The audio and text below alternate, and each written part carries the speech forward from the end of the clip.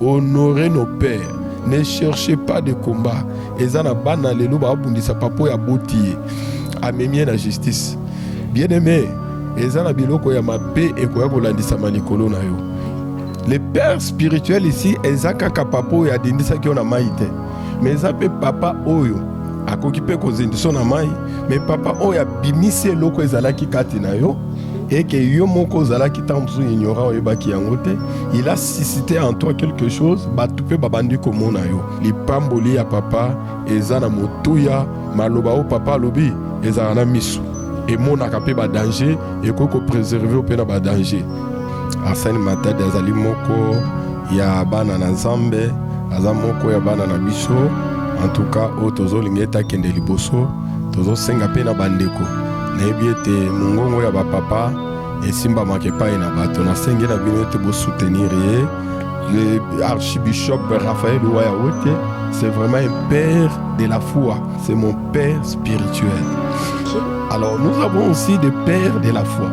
Les pères de la foi bazaba papa oyo akope kozala père spirituel, azali pe père de la foi, bao bazali basali musala nzambe makasi, tozo benga bango ba patriarche. Na Congo awa na rotanga bakumbo na bango te baza ebele. Na pesi pe merci na mosi nanga chérie na ngai mama Yolande nganga Misamu, na bana nanga Misato, Rema Patrick, Daniel Rema Patrick et Daniel bango Misato. Moi je ne voulais même pas devenir pasteur. Et mon père a envoyé toujours quelqu'un pour que aya na kotabaku na zala na ba konsenga na bandeko kima. Et muto apesi ngai esengo wana oya comprendre eloko ezali kati na nga.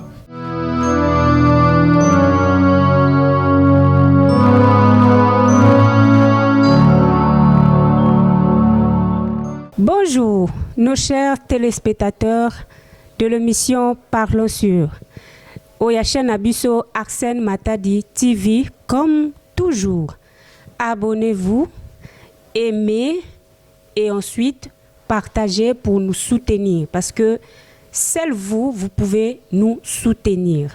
Je suis Yema Okamba Jennifer, votre présentatrice de l'émission Parlons sur.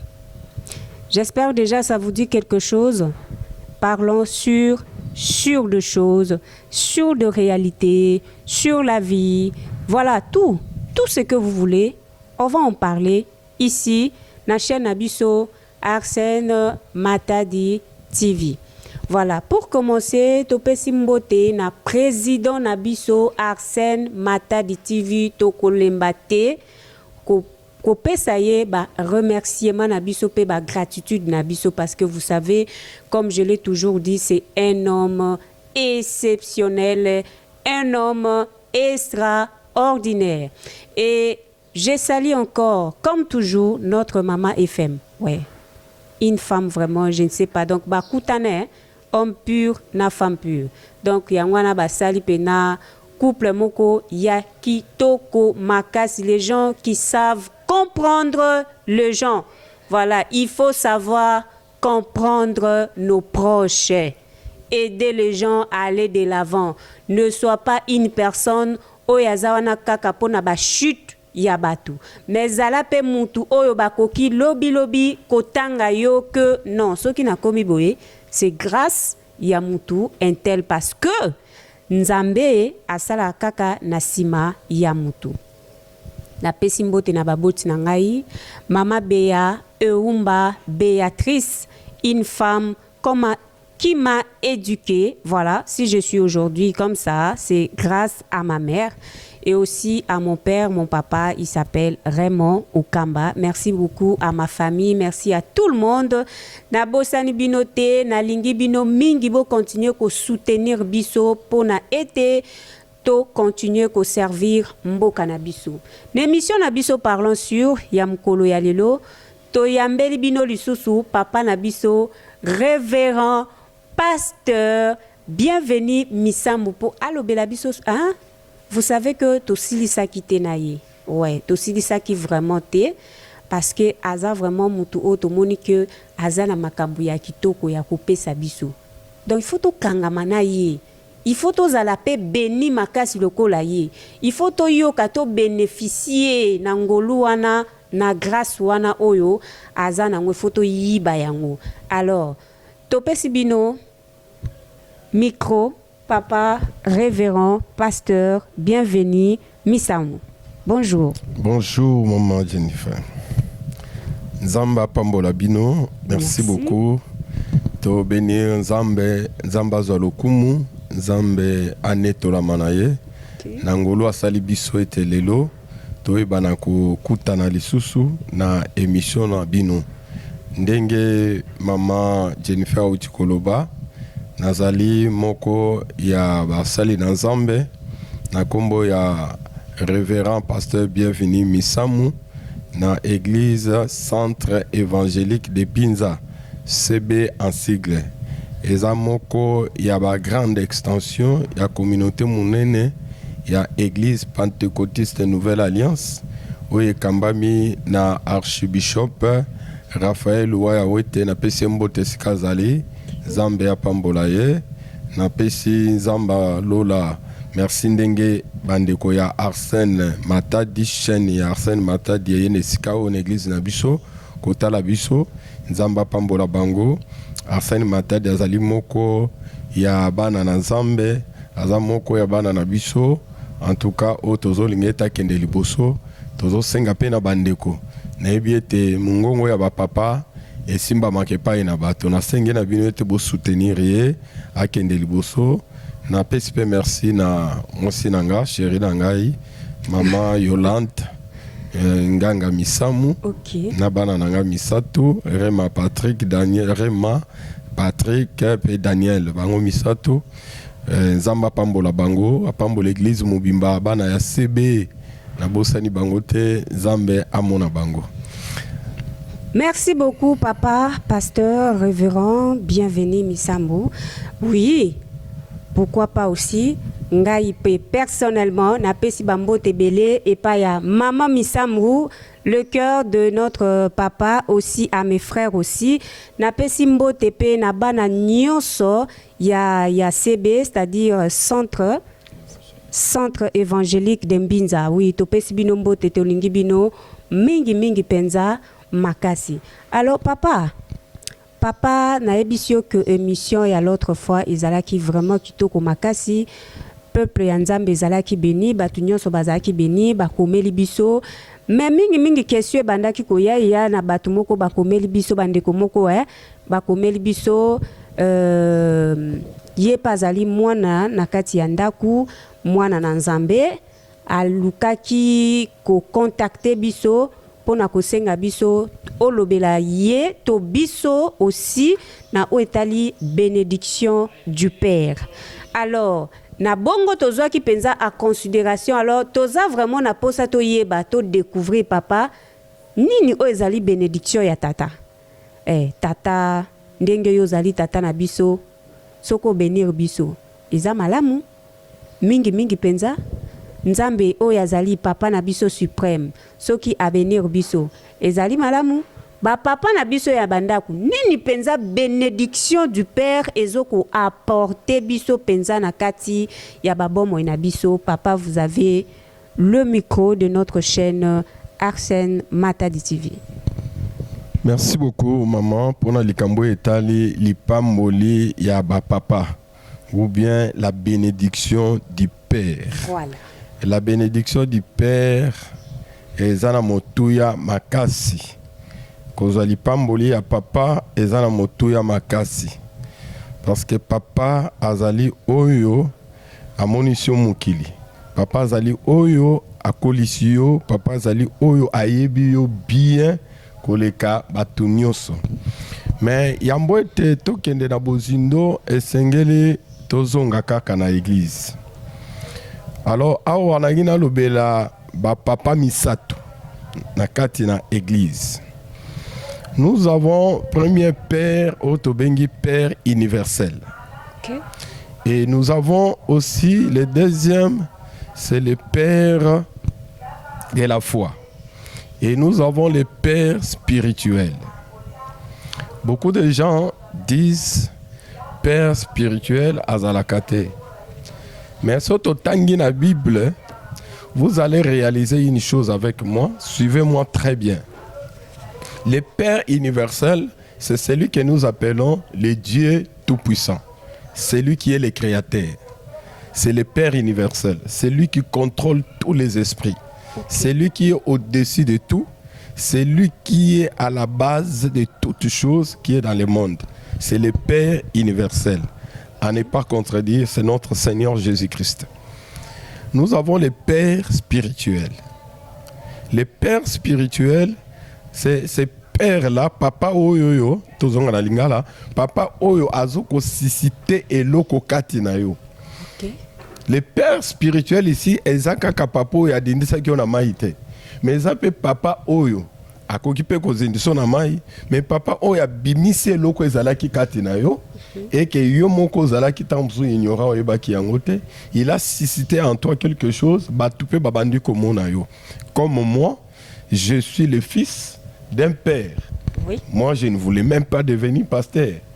Et mon père a envoyé toujours quelqu'un pour que aya na kotabaku na zala na ba konsenga na bande kokima. Et muto apesi ngai esengo wana. Oya comprendre loko ezai katinanga, c'est mon père spirituel. Okay. Alors, nous avons aussi des pères de la foi. Les pères de la foi, bazaba papa oyo, akope kozala, père spirituel, azali pe père de la foi, bao bazali basali musala nzambe makasi, tozo benga bango ba patriarche. Na Congo awa na rotanga ba kombo na bango te baza ebele. Je peux prendre les archibishop Raphaël Ouayawete. C'est vraiment un père de la foi. Il a consacré plus de 400 pasteurs et il a bâti des assemblées partout. Dans la province, dans Congo central, dans Bandundu, dans Katanga, les loyo dans Guadolite, dans Brésil, dans Gabon, Angola. Donc, Batouabongo Tobenga Bamba père de la foi. Dans papa na biso ba idi na bala. Papa Jacques Vernon sont des pères de la foi. Même ici au Sambela, l'église n'a été. Mais bazaba papa yakondima. Okay. Donc, et c'est tout ça la moi différence, il y a ba père wana. Alors, et le côté into le bela c'est que les pamboli ya papa. Les pamboli ya papa ezana motuya toyoka kapasi comme on a bana. Lorsque ba fandi na makolo ya basali na nzambe na simana yango a créé eloko moko ya mabe a commis a contradiction na papa o ya sisita biloko kati na ye. Li pamboli ya papa eza na motu ya makasi. Donc na koyebisa bandeko bazolanda biso awa nazolobela papa ya libanda te parce que na libanda ya église ba papa bazebele o ya lakiso mécanique aza papa na yo aza bazebele papa boti yo na musuni awa nazolobela ba papa na église. Oh, na luti kolobela ba papa na kati na église. Alors ba papa na kati na église to ozonga ka na Bible. Pourquoi la bénédiction du père? Li pamboli o papa lobi. Maman Jennifer, est-ce que yebi ke maloba ya papa ezana misu? Maloba papa ezala na misu. Vraiment. La nanga malamu. So tangira mukanda na Genèse chapitre 26. Tozo mona histoire ya Jacob na Esaü. Jacob na Esaü. Na bana o mibale. Muto atikala un héritage matériel et belé. C'était Esaü. Mais Jacob abima na ndako papa na ye na nzete akenda. Akati saba esobe, akati saba mai na nzete kaka ya pamba. Yango moni tango azongaki awite pa là-bas.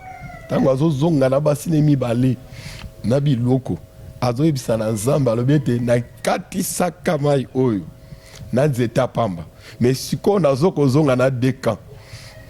Et loko esala qui était Jacob azonga na dekan ya bénédiction. Eza maloba Isaac ya papa na ye. Esaü atikala pe mobola te. Azalaka na bozwe. Mais bénédiction ya motuya eza maloba. Oyo ba papa balobaka. Lelo na vie na lobaka na batu nyonso ba meka ko contredire na lobiete bénédiction to héritage ya solo papa ko tikelo na sena moi eza lipamboli eza maloba. Papa ko tikelo voiture, ako tikelo punda, ko tikelo ndaku, erosé ko ya ndaku edindi. mutuka ekosala accident baby biloko nyonso oui toboyi te baboti batika me maloba oyo papa lobi ezalaka na miso nde ozomona Jacob bisika nyonso atambola ata kutani na komba eza liboso na ye maloba emoni deja komba eyebisi eke no devie nzela oyo soko ozokende okutana pembeni ya mire lipamboli ekoloba na yo keba liboso ozokende mire ezali maloba emonaka lipamboli ya papa eza na motuya makasi ndiango ozomona bato mosusu babima liboso ya bapapa na bango ezala na bandako ezala na baeglise lelo bazokosouffrir bazokonyokwama pourkui babima maboko pamba bazwa eloko moko te et cette bénédiction là ezalaka déjà programmée epai na Nzambe yango komona que les 12 tribus d'Israël dans l'Ancien Testament dans l'Ancienne Alliance et bima na nzela ya nani ya Jacob et notre Seigneur Jésus-Christ aza descendant ya tribu de Juda. Oh, quand on parle de Juda on voit Jacob. Donc maloba kaka ya pamba oyo Jacob azwa et bota makambo ya minene. Prière na nga na mukona lelo na ndeko azolanda ngai tika ete malobo na lingi koloba sikoyo ela tanzoto likolo na yo. Nalobi na papa na mama na ndeko mo azolanda ngai ete Nzamba lola oyo akela yo ayebi likambo wana ozoluka bota ayebi koza na besoin musala no mata ayebi tozo linga o voyager o sale loko moko Nzamba ayebi te na ministère oza na ngozo luka même esika kotia église oza na ba tunio soza pa mo sala Nzamba solo mais ezo simba te moi je dis eza na maloba moko et loba mia wana sete et loba mapa koko na binote et loba mana Nzamba te mais loba mana lola avant maloba ne loba ma décision moko ezwa maka na lola Nzamba décida ki et que dans 2 jours, dans 3 jours, yo a commissaire sika ozolinga kokoma, akopesa yo oyo ozolinga kozwa. Lokola Nzambe muta loba kati na yo yebete kokokisama.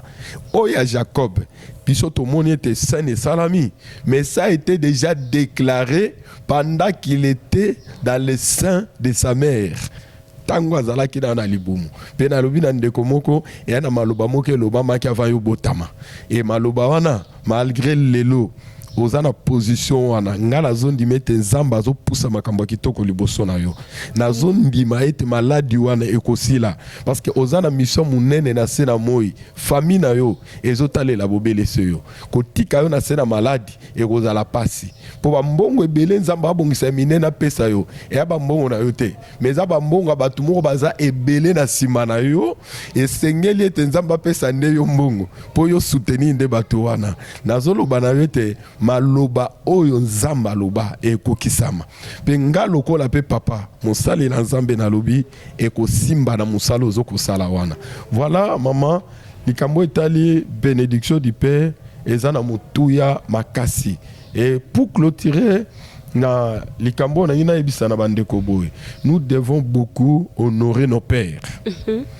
honorer nos pères na bimi pe muke na église na ye na mabota toto sape baboti na biso o baboti biso na musuni tozo retrouver loko mo ya malamu te na biete mamo bongisa ita musu question wana ke bandeko belo yoka papa na ya bota na musuni amaka ke respect bazo pesa respect mingi pas pasteur ya église na yi alors moi je dirais ceci c'est vraiment mutu o asala ke loko wana ayibi Nzambe te il faut commencer d'abord à honorer ton père o ya bota yo na libumu boye et puis oye ko honorer pe na église peu importe papa no koko zala ba lobeta zandoki mama na yo ba lobeta za soki ndeni akotika la ka mama na yo akotika la ka papa na yo que tu le veuilles ou pas peu importe son état d'âme tu dois les respecter tu dois l'honorer na lolenge na ye kindoki na ye eza spirituel yo pe kota na église d'une manière spirituelle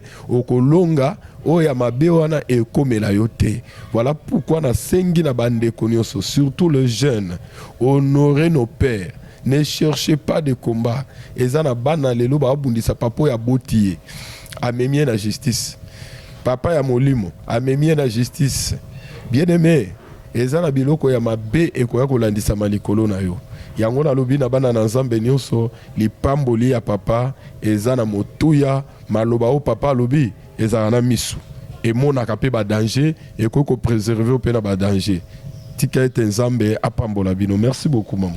Merci beaucoup révérend pasteur, bienvenue Misamou pour la première partie tozo zongela yo. Nos chers téléspectateurs bino moko boyoki oyo papa na biso alobi na biso, c'est-à-dire aza mieux placé pour na kolobela biso sujet oyo toza na yango, la bénédiction du Père. Voilà. Oyo esengeli to yeba, oyo esengeli to kanga papa, selon ndenge nga na landi, c'est-à-dire bato yo to biso ba oyo to ignoraka baboti na biso oyo baboti biso charnellement. Ouais, parce que mutu nyonso azali na moboti oyo aboti. Donc papa na biso a expliqué biso boye. Bénédiction o biso tozolobela awa ezali bénédiction spirituelle, c'est-à-dire ba papa ya molimo. Donc pasteur na yo azali papa na yo ya molimo, c'est ton père spirituel.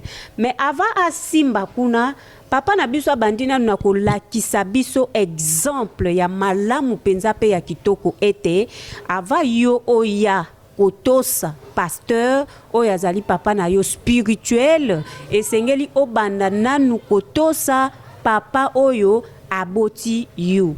Comment yo koki koya kotosa papa oyo aboti yo na molimo? Bien sûr que wana ezali dimension oyo esengelaka penza na mutu penza azanga te, hein? C'est-à-dire mutu nyonso faut appartenir na communauté moko boye songolo to pakala. C'est-à-dire lolenge nini yo koki kokoma kuna me moboti na yo oyo aboti yo yo za kofunda ye na la police, yo zali ko manquer ye respect, yo zali ko faire ye face. C'est-à-dire soko zali mutu oyo salaka makambo wana yeba ete oyebi nzambe ata muki ete pe même soki papa na yo ya molimo akopambola yo, je ne pense pas que bénédiction wana, hein papa, oui. Je ne pense pas que bénédiction wana ekozala na effet na bomo ina yo, parce que bénédiction ezali na ba procédure pe na ba principe oyo esengeli moko na biso à respecter yango. Wane zalaki penza en tout cas papa zalaki na misu penza ya ku anticiper question na biso, parce que tout justement question na ngai principale ezalaki wana pona to remarquer to constater que ezana batu o bato saka penza solo te ata mukete baboti na bango soit disant bakanga endoki oh papa baby sivi na ye, oh papa zalaki irresponsable, alors batu ya bongo to se rejetaka mingi to rejetaka ba faute pardon et pas ya baboti na biso pe to kimi penza et pas ya ba pasteur. Alors papa to landi o penza na bokebi na oetali bénédiction du Père. Mais ba père na biso spirituel, c'est-à-dire ba papa ya milimo, ba pasteur na biso o bazo ko encadrer biso spirituellement, o balakisi biso nzela ya nzambe. Na émission na biso parlons sur tonaka penza ko simba penza réalité, mais za na babiloko mususu tokoki kotanga kombo te, parce que tozomona nakangaki na émission liboso esaki biso que esengeli te tomonaka toujours négativité, tochaka toujours négativité, mais tozalaka ba personne moko positive. Mais kasi ba papa na biso pe ya molimo père moko pe bazalaka pe na comportement moko oyo elogo banité. Bon, question na ngai nazala vraiment clair na ba téléspectateurs na biso o bazolanda biso ezali bo. Papa ya molimo akoki pe kozala mabe. Bon, soki papa ya molimo azali mabe, esengeli kaka totosa ye po tozwa bénédiction na ye.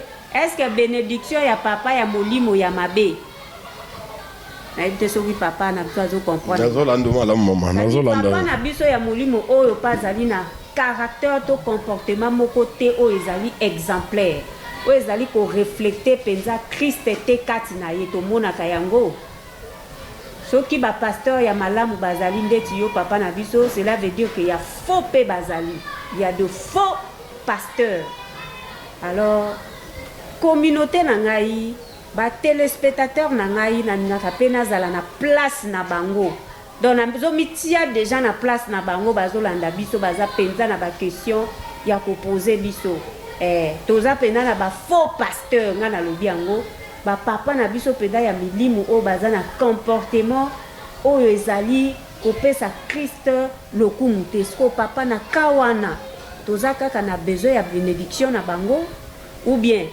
bénédiction na bango eza un impact positif na bavi na biso to eza ndenge nini. Merci beaucoup maman pona likambo tuni na mukuse soki na comprendre malamu olinge koloba na biso ete c'est vrai to honorer ba papa mais soki siko papa ngo aza na comportement moko ya mabe eza malamu te. Est-ce que Singeli Kakato honoré? Je pense que c'est ça la question. C'est ça. Voilà. Exactement. Alors, Nalina Lubana Libota na Zambe Boye, nous devons faire attention, beaucoup d'attention. Naibite nani oyo azalakana nini, comment on appelle ça? Thermomètre, hein? Yako mesurer koyeba malamu tona mabe ya bato. Bande ko ba oyebisanga te to omona. Tout le monde a négocié ça et ça ne sert à rien. Tout le monde a mesuré. Ok. Si tout le monde le problème est aligné. Est-ce que moi na oyo akuta nana papa na ye a solo di na ye parce que moi je suis un père. Oui. Je suis devenu ce que je suis à travers ma critique, na ba formation. Na oyo eza lokola ngolo nzambe asalingai soki moto lokola mosai na nzambe ozoboya bazongiso na nzela c'est que ozano pe mutute.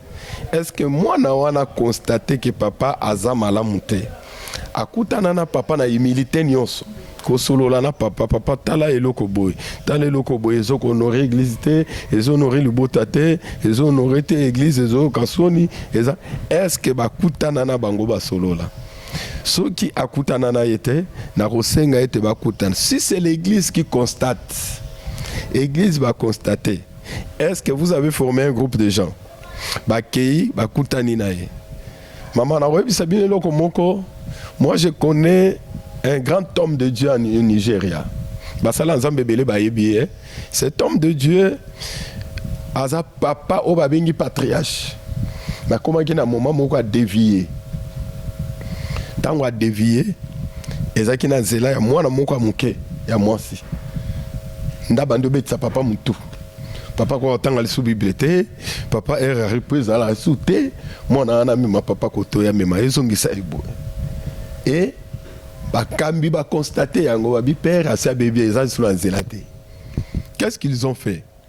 Ba former équipe ba bindenge to ebeli père azara lisubu azara boete père assez commis côté mususu basali équipe bakeiti na pa ba para ya mwana mwasi wana bafandisi mwana mwasi bafandisi ba para sans que père ayeba basololi na libota tomoni mwana bino talaboui. En tout cas tous après ya ko soutenir bino ya ko soutenir à une seule condition mwana azala musika. On a fait déplacer la petite fille là. Je vous dis que c'était une petite fille, bah déplacer sans que père aille. Père a comme benga numéro boria, bah nous constater que père a lu que le moro et je simbate. Si bah collaborateur bah ya bah fandi saï. Et c'est papa tala tout le monde qui bouille. Et puis bah te belé bah y bien côté.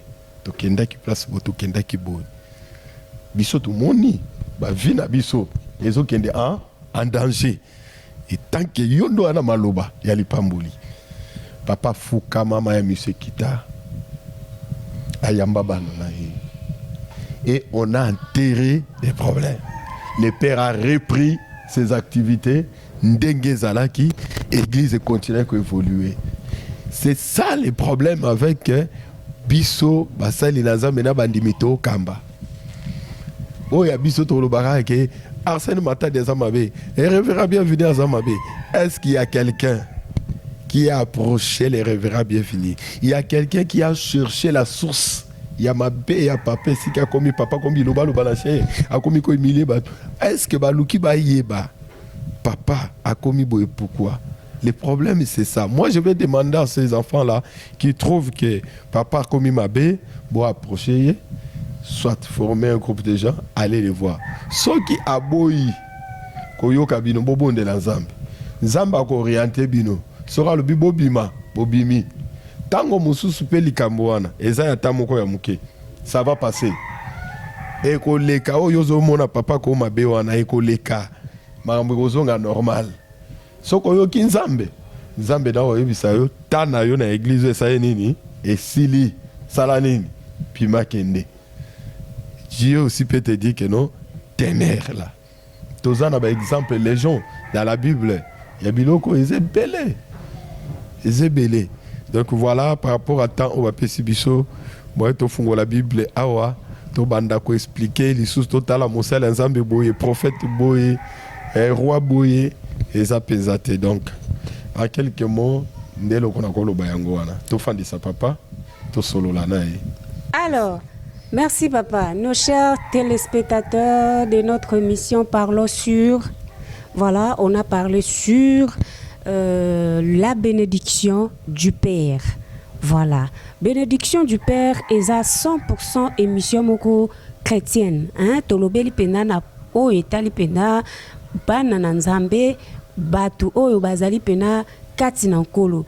Na yango to yambaki bongo papa na biso révérend pasteur bienvenu Misamu. Alors pour na ko clôturer tolobi boy. Yo oyo monaka ke papa na yo ya molimo azali pena na bizaleli moko ya mabe. Donc akoki ko bénir yo te. Est-ce que so bendisa ye? Est-ce que so benga ba asien? Est-ce que bosala nini pona ete boede papa na bino a retrouver nzela ya malamu? Mais papa ya malamu oyo azali exemplaire kati na nkolo ozana besoin penza ya bénédiction na ye. Pourquoi? Pona bomo na yo ekende liboso Osana penza posa papa à bénir yo. Alors il ne faut jamais négliger ton père spirituel.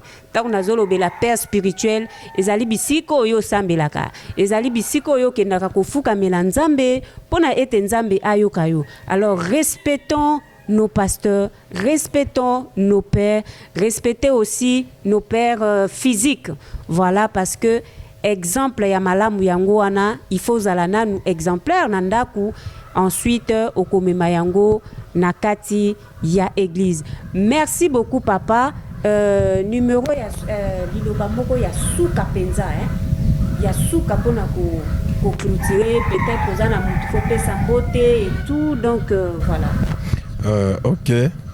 En tout cas eloko nengeka ko senga na bana nzambe ya liboso to fanda na makolo na nzambe to fanda makolo na nzambe ya mibale to landa chaîne Arsène Matadi. En tout cas ba initial union César wana so boluki bango na ba réseaux sociaux nyonso bazali bolanda en tout cas za na makambo ya kitoko to ozongela bino awa mbala sima pona kolobela bino biloko minene ya minene na mambo etali art de diriger na mambo etali art de prêcher na mambo etali administration de l'église ba biloko wana ya motuya biloko to bengi pe assir naturel. Alors ngai nazana église centre évangélique de Binza numéro de téléphone pour na bandeko balingi ba contacter ngai ezali plus 243 81 91 75 932 081 91 75 932 soit 089 85 37 768 089 85 37 768. Donc on appelle Simbote na bana nanga nyonso ya Église CB, ba collaborateur nanga na bandi nanu na proche collaboratrice ma chérie Yolande Misamu, Zamba Pambolesi Kazali na bana nanga Patrick Misamu, Rema Misamu, Daniel Misamu, pe bana nyonso molimo pasteur Michel Makambo na mwasi na Mama Kari, évangéliste Enoch Bilula, Maman Lili Moussamba, Berger Moïse Fumbo, waza directeur à cabinet nanga, Joël Malene, Jérémy Akongo, Pichuleta, Maman Cécile, Maman Nyonso, Oyo bazali kosala nangai, bana nyonso bazali kosala na biso, ba protocole, ba intercesseur, boza tellement ébélé. Ok, merci beaucoup, que Dieu vous bénisse, nos téléspectateurs. Yachen Abisso, Arsène Matadi, ici c'est Jennifer Okamba, votre présentatrice de l'émission Parlons sur. Alors à nous revoir, à très bientôt. Abonnez-vous et n'oubliez surtout pas de partager. À bientôt.